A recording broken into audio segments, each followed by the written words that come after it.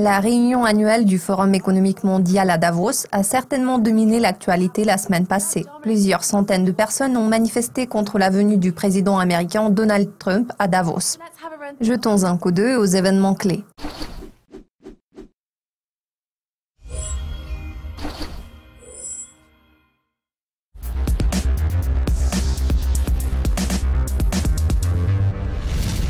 Le Premier ministre indien Narendra Modi s'est exprimé à Davos le jour de l'ouverture du forum.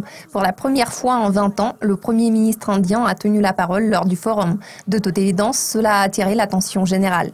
Ce forum économique mondial offre aux dirigeants internationaux une occasion idéale pour présenter leur pays aux investisseurs étrangers. Modi a abordé des sujets tels que le terrorisme et le changement climatique. Il a déclaré « Progressiste et ouverte, l'Inde continuera d'être la bonne nouvelle dans ce monde sombre ». Le Fonds monétaire international a annoncé que l'Inde serait l'économie la plus dynamique en 2018. Il est prévu que le PIB indien atteigne la barre des 5 billions de dollars d'ici 2025.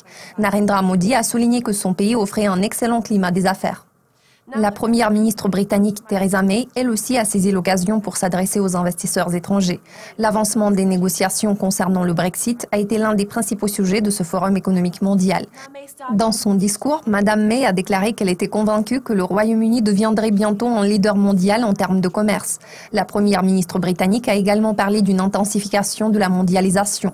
Mme May a mis l'emphase sur le fait que certaines grandes entreprises ne respectaient pas les règles du jeu en matière fiscale. Son discours portait généralement sur la responsabilité sociale et la stabilité de l'économie britannique dans le futur.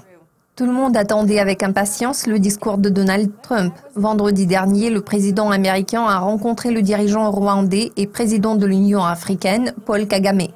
La réunion portait sur les relations entre les États-Unis et l'Afrique. Les deux dirigeants ont discuté des priorités communes. Avant cette réunion, le groupe d'ambassadeurs africains à l'ONU a réclamé des excuses à Donald Trump, condamnant le président américain pour le fait d'avoir qualifié les nations africaines de pays de merde. Bien que ces commentaires n'aient pas eu d'incidence majeure sur les perspectives à long terme des relations commerciales entre les États-Unis et les nations africaines, ils ont créé une situation gênante à Davos. Plusieurs délégués ont décidé de boycotter le discours de Donald Trump. Maintenant, nous devons vous avouer que techniquement, nous ne sommes pas vraiment à Davos. Pourtant, l'équipe de Dukascopy TV vous tiendra au courant de tout ce qui se passe dans le monde de la finance, alors restez avec nous.